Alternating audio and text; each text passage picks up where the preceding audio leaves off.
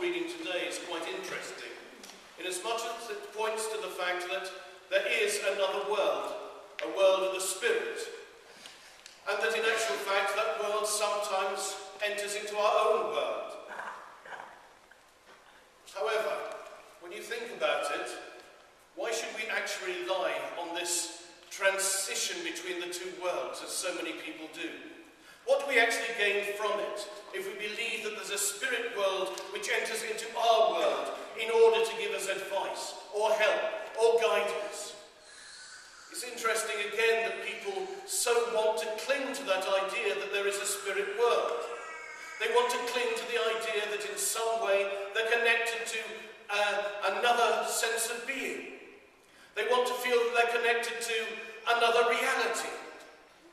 And yet they want it all on their own terms. We hear that there is another spirit world. And then we listen to people who want to say that they are in tune with that spirit world. I had somebody visit the vicarage not so long ago. And he said to me, "Oh, I'm a pagan. I see God in everything." And I do believe that what he meant by that is that when he went out into the countryside, there he said he had a sense of God. He had a sense of that otherness. He then told me the name of that God, and I realised it wasn't just a sense of otherness, it was a sense of he wanted to give it form, he wanted to give it structure, he wanted to give that faith, that sense of otherness, some form of reality for him.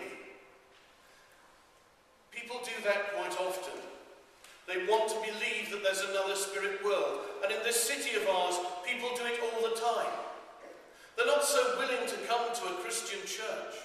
They'd much rather find that otherness in different sorts of religion, different forms of religion.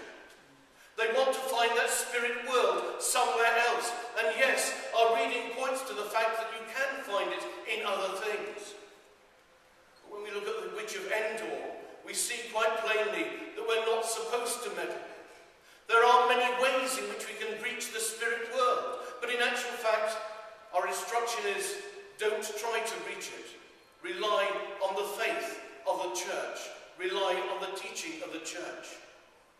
But people are searching all the time for this other spirit world, this other sense of being, this other sense of reality. And what do we give to them nowadays? What do we actually give as a church?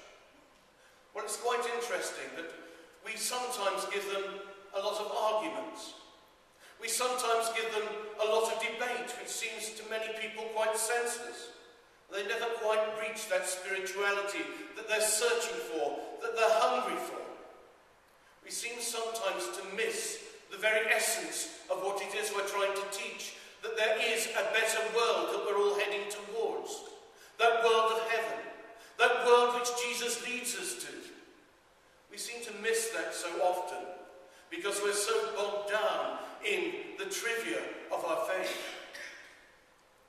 And yet, we are called to go and take that message into our world. And it's a very different way of taking that message into our world nowadays. There's a very great difference between the unchurched and the dechurched.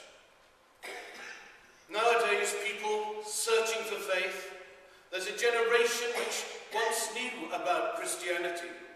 They were brought up in their schools being taught about Christianity. They were brought up actually having some understanding of what Christmas was and Easter was. And it's very easy to reach to those people. And sometimes they decide perhaps that they will come back to our church. But there's a great raft of people now who are the unchurched, who have never heard the gospel message. They still feel that there is a calling within them for the spirit world. They still feel that they need to be in touch with their God. And yet we fail so often to actually offer them that God through our faith. We fail to evangelize. And when we do evangelize, we fail to give them the truth of that connection with God, with the Spirit, with the understanding of the world which they so crave for. We have a new task ahead of us. And it's no longer persuading people that they come back to church. It's actually persuading people that that hunger that they have can only be filled by God. And it's teaching them from the very basics of our faith, what it is to know that God. Yes, there is another spirit world. Yes, people can see it in many different ways. But it's our job to guide people in the right way, the correct way. It's to actually tap into that sense of otherness, that desire to know God. And it's to lead them to a sense of that heavenly kingdom. Eventually, a faith which will lead them to the reality of that heavenly kingdom.